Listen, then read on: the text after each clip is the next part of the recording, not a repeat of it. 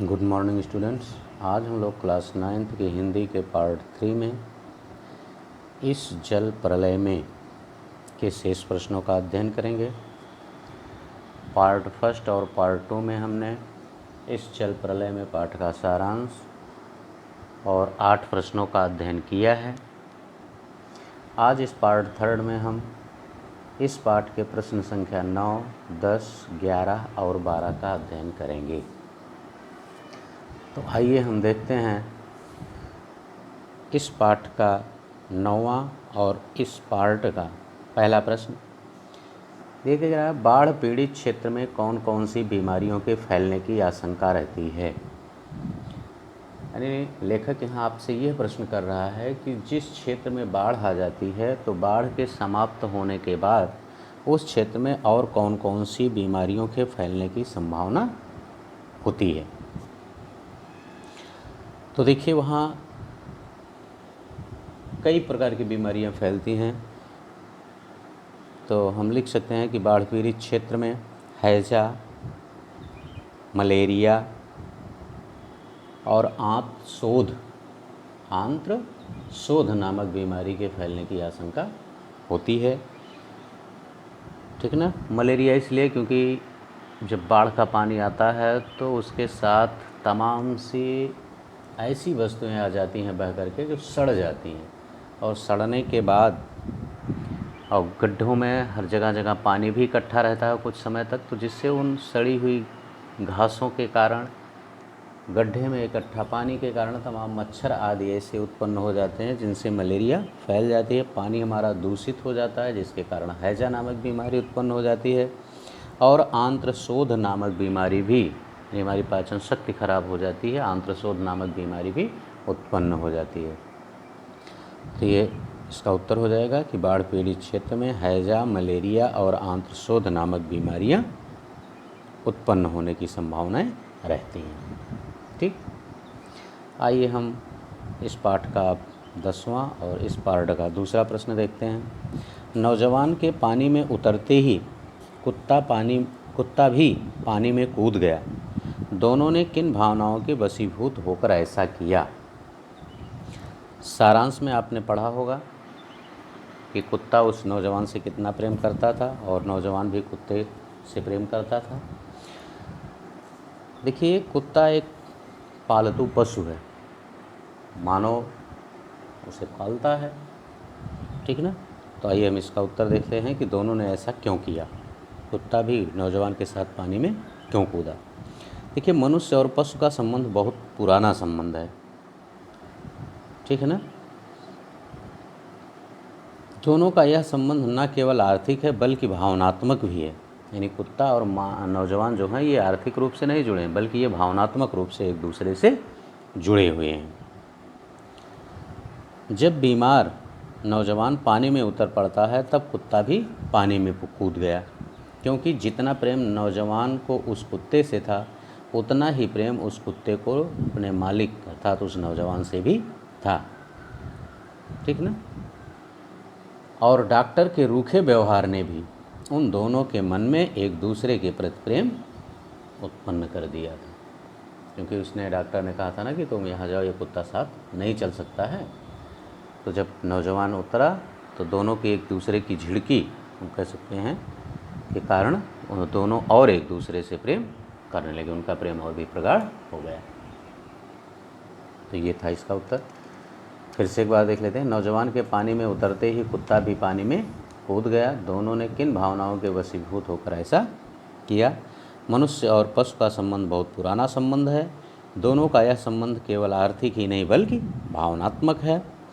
जब बीमार नौजवान पानी में उतर पड़ता है तब कुत्ता भी पानी में कूद गया, क्योंकि जितना प्रेम नौजवान को उस कुत्ते से था उतना ही प्रेम कुत्ते को अपने मालिक से था।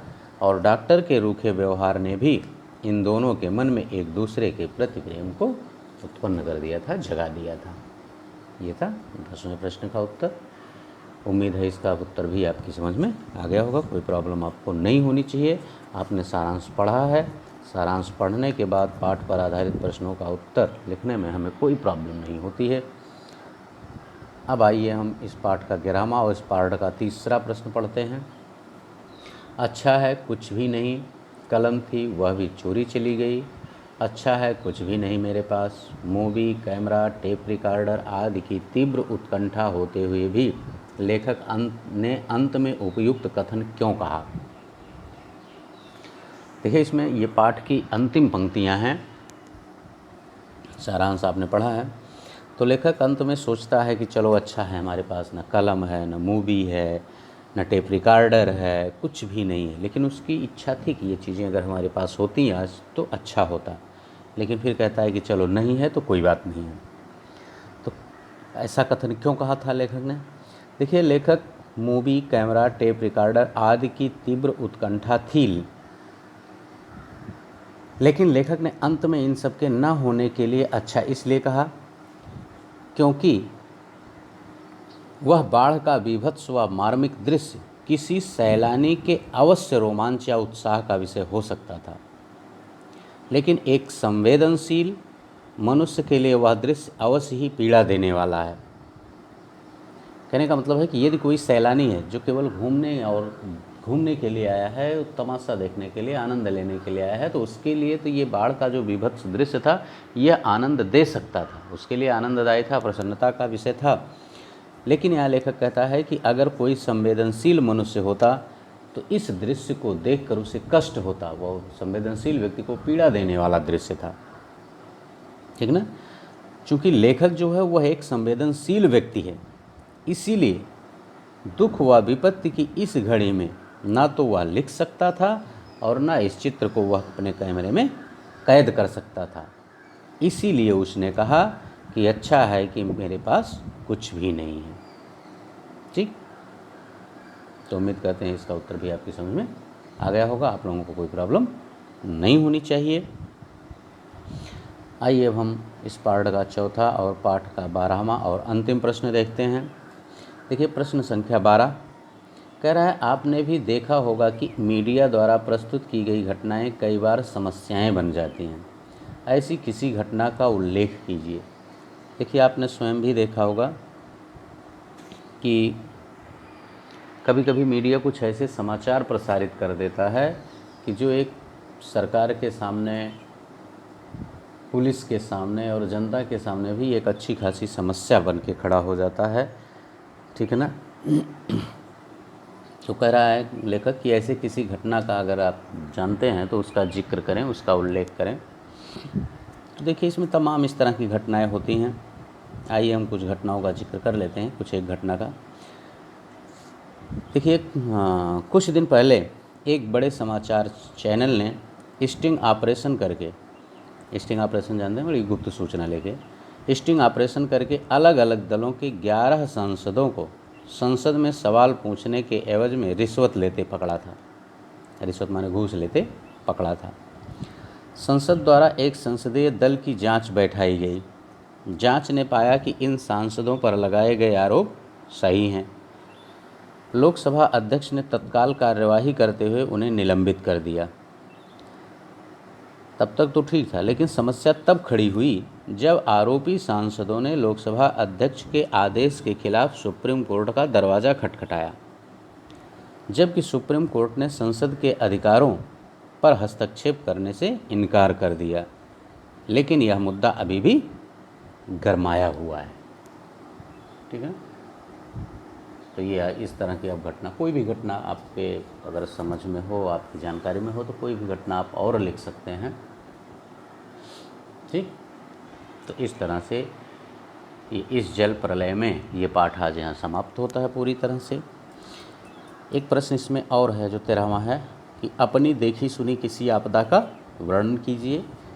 तो अगर कोई आपदा आपने देखी हो, किसी आपदा की घटना को आपने पढ़ा हो, देखा हो, इस समय कोरोना की एक आपदा ही चल रही है, ठीक है ना, जो अभी इधर करीब 2 महीने का लॉकडाउन था। लॉकडाउन तो अब जाके खुला है 8 जून से। कुछ छूट दी गई थी इसके कुछ दिन पहले से 1 जून से, लेकिन इसके पहले की जो घटनाएं थी उसको आप लिख सकते हैं, क्योंकि ये भी एक आपदा ही है महामारी के रूप में। तो इस तरह का आप उसका वर्णन स्वेच्छानुसार भी कर सकते हैं। तो उम्मीद करते हैं कि ये इस पार्ट के चारों प्रश्न और इस पाठ में जो हमने 12 प्रश्नों का अध्ययन किया वो 12 प्रश्न आपकी समझ में आसानी से आ गए होंगे, आपको कहीं कोई प्रॉब्लम नहीं हुई होगी। आप इन प्रश्नों का उत्तर अपनी फेयर कॉपी में नोट्स बना लीजिएगा, लिख लीजिएगा और इसको लर्न करते रहिएगा।